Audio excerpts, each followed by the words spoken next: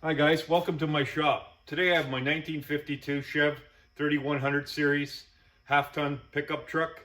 It's got a 235 Thriftmaster in it, 6-volt system, and a 4-speed on the floor. When I bought this truck in 1996, it didn't have a horn in it. I managed to get one at a flea market, and the gas gauge never worked. So today I'm going to address those two concerns. Stay tuned. Got over here on the bench 6-volt horn. Did some brackets for it. We're going to install this horn in my 52 here. So we're just going to install it right here, right about there. We're just going to mount the horn right here in its spot beside the intake manifold. 2 bolts.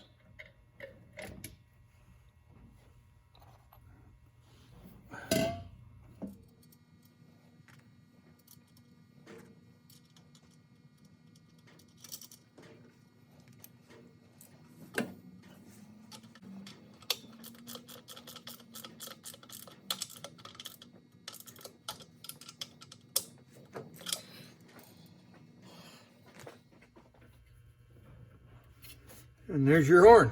So on the 52 now, I'm going to install the, it was a dealer option back in the day. They had a light that would come on when you opened the hood. So if you had to do any work underneath the, on a motor and it was night on, this would be like a little dome light that goes on the firewall.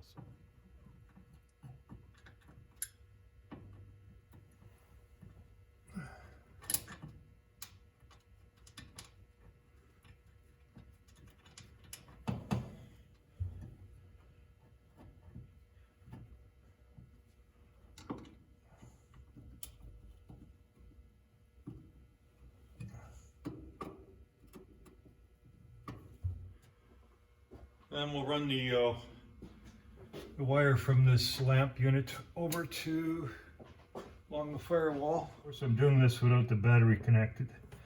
I just disconnected the ground on the battery. So there you have it. You got the hood light on, mounted, runs over to the battery fuse box, and then down below here, I hooked up the horn.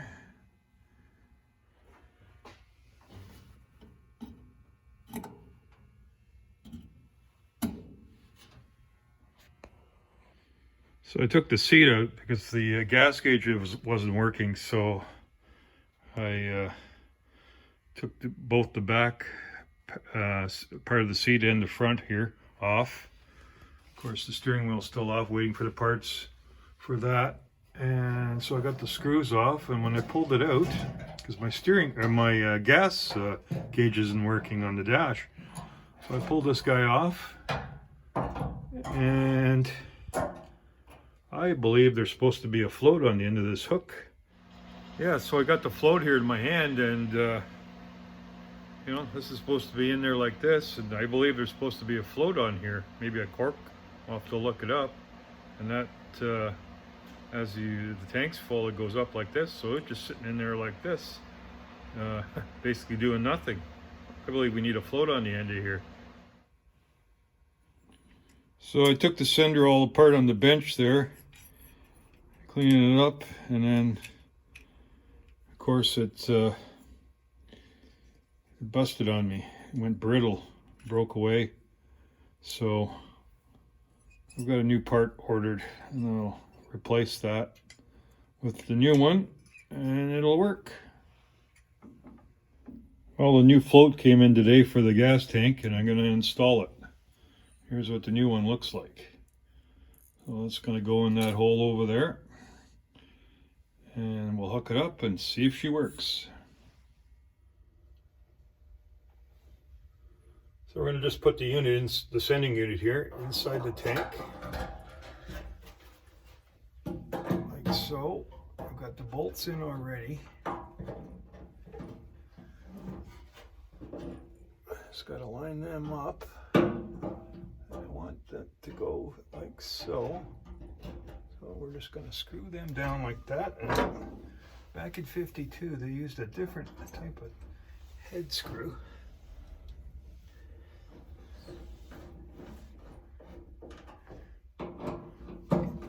started here. Alternate back and forth so it seats properly.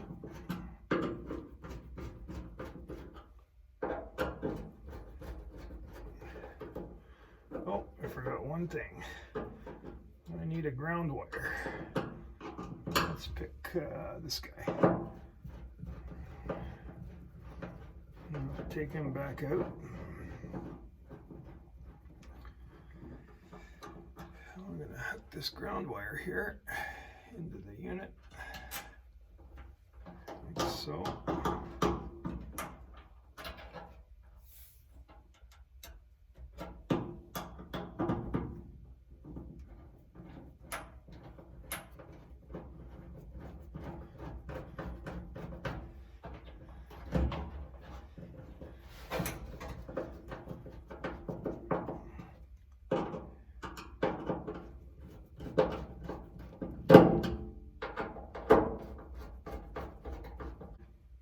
So that she's all snug up.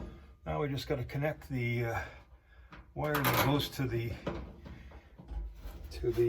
gauge on the dash. Throw the lock washer on, and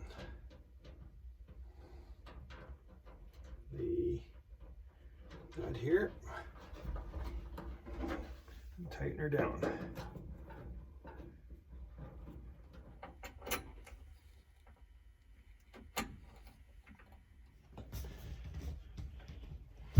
Now we're just going to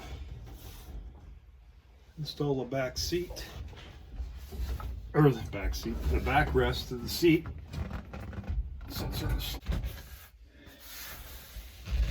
Like so. I just got 3 screws to put in at the top here. 1, 2, and 3 over there, and that'll be done.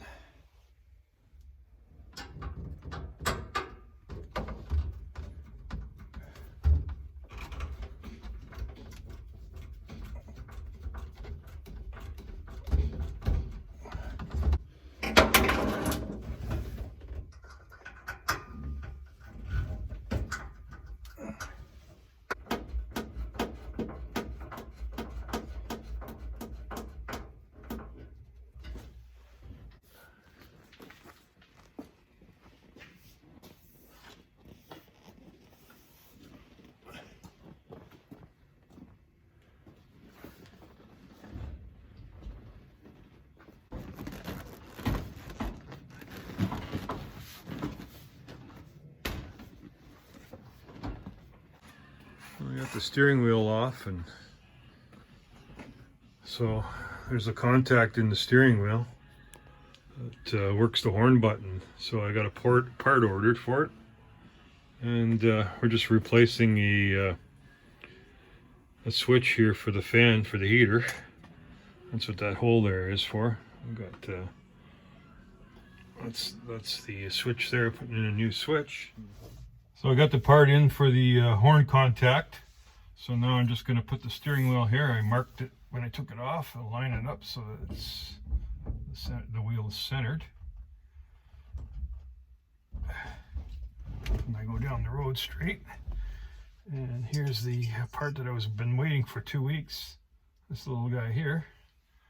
This is a contact. It's going to go inside the steering wheel. It's got to go in this little bushing. And he's going to go right in there like so. And push him right down.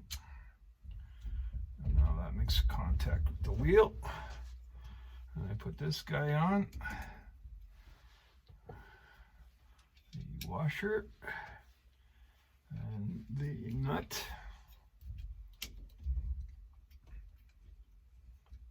Screw that down there like that. Oh, she's already working. How do you like that? That's good. That is a good sound there. So I torqued that to about 62.5. No, we'll go with 52 pounds. 52 Chev. And hopefully the horn's going to work. If I touch this like here, the horn works. And it did, and it didn't. So what's going on here? Okay, so I think the contacts are not. So I'm going to take it to the bench and clean up the contacts. We'll be back. So what I've come up with was the contact on this spring contact in the steering wheel. The head, here's the new one they sent me. It's hollow, and the original one is solid. So this is the new one they sent. That's the original that came in the truck when I got it. So I'm replacing these. I'm going to solder it, and hopefully that's the problem. The contact wasn't making contact with the steering or the horn button. So once I get this soldered, I'll install it and see if it works. So I got the contact soldered, and we'll try this now. Put this in here like this, and this goes in the steering wheel like so, and then we'll get this lined up with this, mount it right there. Okay, get that firmed down there. I'll put this button on, and that goes on like so. And this goes on there like that. Put the nut on.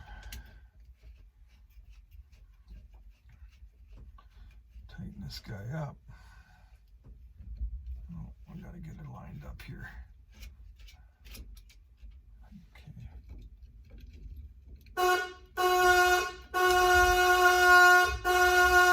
Here is broken. It needs to be longer. So I'm going to have to MacGyver something. You see? It goes like that. It's catching all that. It's falling out of the track now. So, okay, back to the drawing board.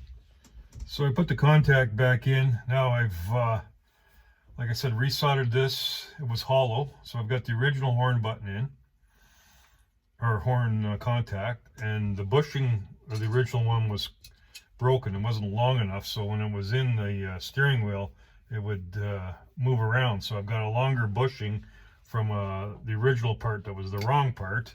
It's off a later model. So I'm going to try this. So stick that back in there, and then put this down. Put your lock washer, your nut,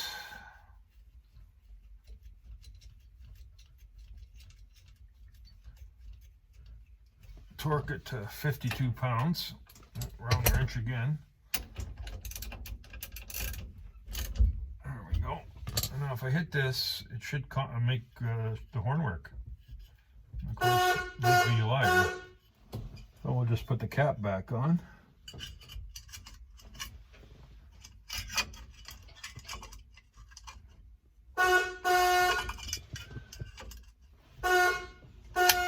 There you go. There you go. She works.